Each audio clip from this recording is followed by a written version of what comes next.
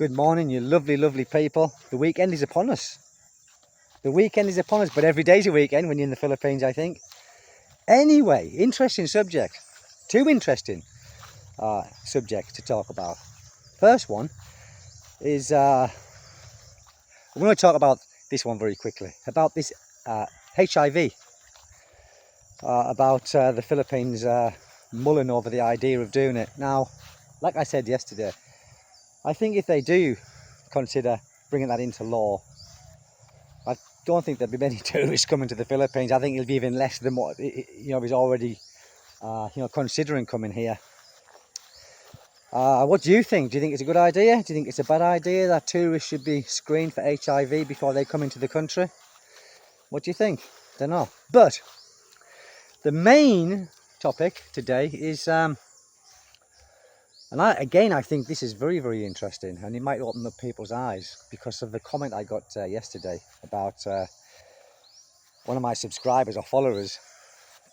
He was interviewing foreigners here in the Philippines, and off camera, some of these foreigners, most of the foreigners, were saying that they were not happy here. And not happy meaning they've invested too much into the Philippines and they just can't face leaving everything behind, spending their life savings, building something, and having no means of any financial capacity to actually move on, which I can understand. I really can. So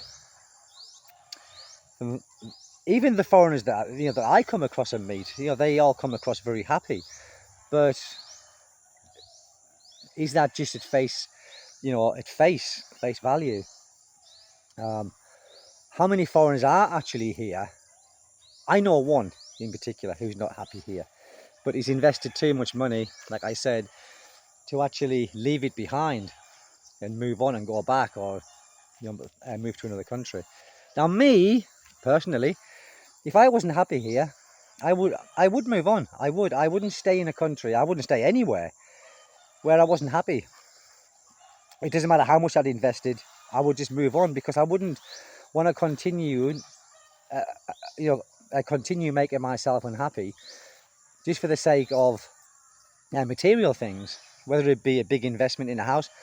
Like I said before, the investment I did on my house wasn't a big investment. It wasn't 2.5 million pesos. That's not a big investment, is it? Not considering what I've seen. I've seen some huge houses here, what foreigners have built, like 6, 7, 8. On the beach in Galas, Dipolog, there's a foreigner there, and he's in. The house he's got, and it's right on the beach. Beautiful house. I think he invested 30 million pesos. But he was a retired banker, so that 30 million to him is just probably a pebble on the beach. It's it doesn't mean anything. But getting back to foreigners who are here, who really don't want to be here, I wonder actually how many there are. I think there'd probably be a lot more than what you think, because I think the way some people's mentality is, same as back home. My brother's one of these. My brother's a perfect example of this back in England. He's not happy with his wife. He's been with his wife for 30 odd years. And many years ago, he said to me, he said, "Stephen," he said, "I'm not happy." I said, "Well, what do you mean you're not happy?" He said, "I'm not happy with my life." He says, me and, I won't mention a name, but not that my brother hasn't got YouTube, he hasn't even got a cell phone. He's older than me. He's like really old school. But he said, "I'm not happy with my wife." I said, "Well, why don't you move on?" He said, "But I'm not leaving all of my investment," meaning what he's spent. He's built the house, and he wasn't going to walk away from that. So basically, my brother is living like that. And that was 30, he's been with her for 30 years. Now me, I couldn't do that. I couldn't be anywhere where I wasn't happy. Whether it be the person that I'm with who's not happy with me, or whether I'm not happy with the person I'm with. I would make arrangements and just try and sort it out. If it wasn't sort outable, I would move on. I'm very basic like that. I really am, people. I'm like black and white like that. You know, I don't look at things too deeply and think, ooh, I've spent too much money here, I can't walk away from it. I would just go. And I would, seriously, my advice to anybody is life's too short to be somewhere or to be with someone where you're not welcome, where you're waking up and you're on eggshells and, you know, you look at the person you're with and think, whoa, what's going on here? I want to get out of this. But you won't because of what you've spent. I just can't see the sense in it. And many people say, well, don't buy somewhere. Good point. Good point. But I think when you've got a wife and a family, I think buying a house or buying land and building the house, I think is good because, you know, you aren't thinking of yourself. And like I said, I can walk away from this at any time. If need be. If need be. I don't think I'll ever have to anyway. We've got another kiddie on the way, haven't we? Oh, I've caused more problems for myself, haven't I? More problems for myself. It's a lovely morning. Ooh, pardon that bee that was going to come around. Lovely morning for me. Maybe not a lovely morning for many foreigners who are living here, who don't want to be here. But the predicament we can get ourselves into, meaning we come to a foreign country for a new life, all excited, of course we are. Meet a lovely woman, of course we do, some of us. And then we decide to start a life here, only to realise further down the line that by going to a foreign country doesn't solve all your problems. You know, women are women, men are men, people are people. The Filipinos might have more values than what they have in the West, but you still meet some not so good ones, and it's hard to tell in the beginning if they are good or not, or if they indeed are genuine. Now, who knows if they're genuine or not? I think you've got to be with them for a certain amount of time. And red flags, as people say, red flags. What is a red flag? Well, demanding money, going out with the friends, leaving you at home, drinking, getting pissed. Because generally speaking, here in the Philippines, you won't see very many people, women, drinking or smoking. I haven't. In the cities, a bit different. But here in the provinces, I'm trying to think if I have seen a woman smoking here. I don't think I have. I've seen a couple drinking from small amounts and birthdays and things like that, but on the whole, no. The chickens are going mental. I'm trying to get away from them, and they all sing in chorus together. The cockerels, not the chickens, the cockerels, they in song, they in chorus.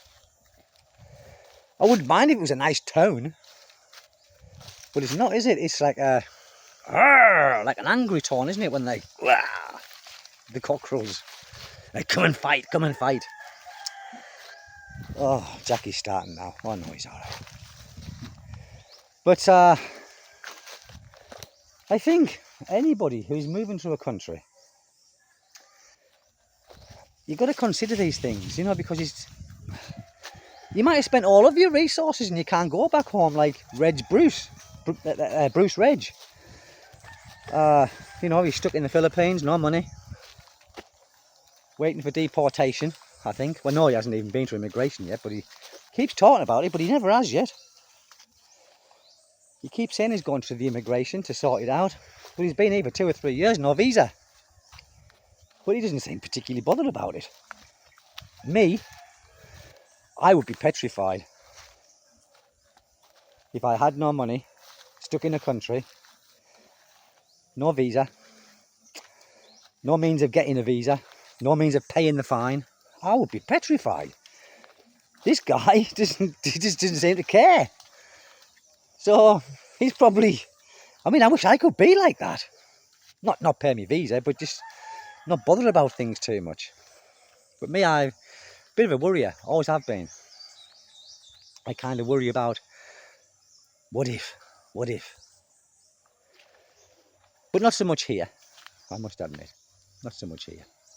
But I would hate to be trapped in a country, a foreign country. You can't be trapped in your own country, can you, really? Well, I suppose you can, if you want to get out of it. But to be trapped in a foreign country because you spent all of your money and you're unhappy, God, can you imagine that? Which there are many people here like that. Many people. And there are many homeless here too, you know. You might not think there is, but there are. Even in this little place where I live, in the city, in Dipolog City, I've seen homeless people. I have.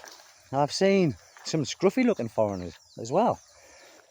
And scruffy not because they probably want to be scruffy, but scruffy because they've just spent everything.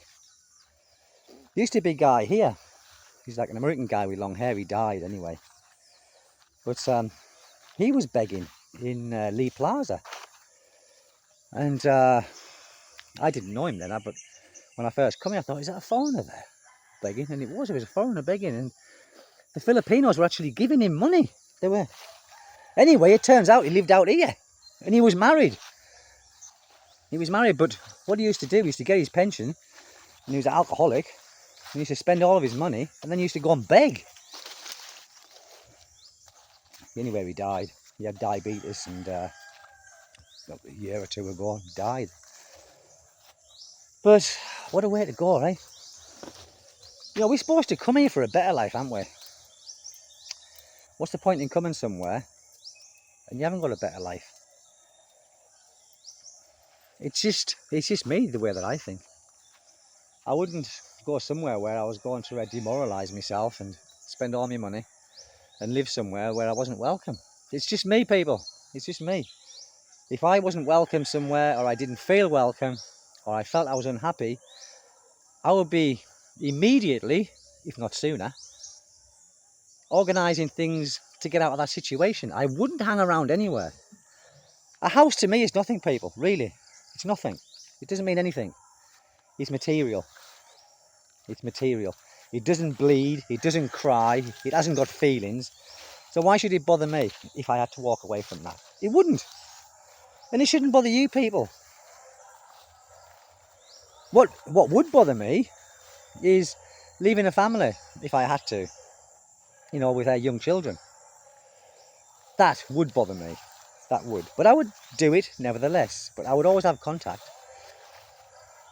But the fish vendor come round selling fish that's probably been in his box for 2 days. Oh no, it's morning. It might be fresh. It might be fresh. Oh, I don't know how people can eat the fish here when it comes round. My wife does, you know, and I look at the fish and I always look at the gills on the eyes. If their eyes are sunken and the gills are dark colour, walk away from it. No, my wife, no, it's all right. And she never gets poisoned. I couldn't eat it. I couldn't. Ooh. I simply couldn't eat something like that. My wife's got a stomach of, it's made of iron, cast iron. She can eat anything. Me, I'm like a delicate flower. If something even just doesn't smell quite right, I will not take the chance. I went, nah, that's all right. I said, well, it's all right for you, but not for me. You continue. You fill your boots. But that's what I wanted to talk about, really, was just that. About how many foreigners are actually here and don't want to be. But they've got no choice. Because they've burnt the bridges at both ends. It's a horrible feeling, that, people, isn't it? I couldn't think of anything worse. And living on eggshells. I wouldn't want to do that either. I wouldn't want to do that. I would rather just not be in that position. And no amount of money and no amount of what I'd spend or investment, is, if that's what you want to call it, would keep me there. It wouldn't, honest to God. I'd be gone. I would, no matter what I was leaving behind. It's just the way that I'm built. I'm like self-preservation. You know, I have a self-preservation. And my pride as well. You know, my pride wouldn't let me stay somewhere where I wasn't welcome. Regardless. And if I felt that someone was taking the piss out of me, I would, you know, that would be the worst. If I thought someone was taking the piss and they took the piss, I would blame myself for letting it happen. So I don't put up with much things like that, you know, but I'm lucky because my wife is good like that. some of my wife's family is not so. But I don't have to put up with that, do I? Because I don't see them, I don't live with them. So that doesn't really bother. That bike is about 2 kilometres away. No muffler. Listen. Look at they just don't care, do they? They don't care. They should crack down on that, shouldn't they? Because it is quite annoying. Mind you, I suppose it's handy of a night time, because when some of these bikes ride of a night time, you can't see them, but at least you can hear them. So you, they come about, they're about 2 kilometres away. You know, I can cross the road at the moment. They're too far away to be like of any danger. But yeah, families here are. Some of my wife's family is very good, I must admit, but some of them are also very bad. Not very bad, as in, you know, they want to stab you up, but very bad as in, you know what I mean? You know what I mean? Oh, you know, one of my family's married to a foreigner. We'll see what we can get. Well, they've come unstuck with me now. And do you know when I'm sat, people? Can you believe the stupidity of me? I'm sat right under a coconut tree. I'm not joking, people. Look, with big coconuts on it, which is just waiting to actually come down and take me out. Take me out. Do you know, I've lived here long enough to know the dangers of coconuts, not to stand under coconuts, but I still continue those stupid things. But that's it. Just a quick rant. Hey, look, look what's going on in batshit bonkers Britain at the moment, eh? Protests outside of. Do you know what they're doing with these immigrants, these illegals? They transferring them into these lovely places in the middle of the night. Yeah. Getting worse in England, people. Getting worse. Getting worse indeed. But that's it. I'm going to go. Because if my boy sees me here, he's going to want me to turn back round and walk into the woods. I've got to get back before he spots me. Breakfast time. Cornflakes for me breakfast this morning. I like a bit of cornflakes. With some fresh milk. A little bit of brown sugar. And a little bit of fresh honey. Only a little bit. Thank you, people. Enjoy your weekend. I'll probably see you again tomorrow. Don't know. Thank you. Take good care, people. Over and out. I'm still recording. It's not turning off. No. Over and out again.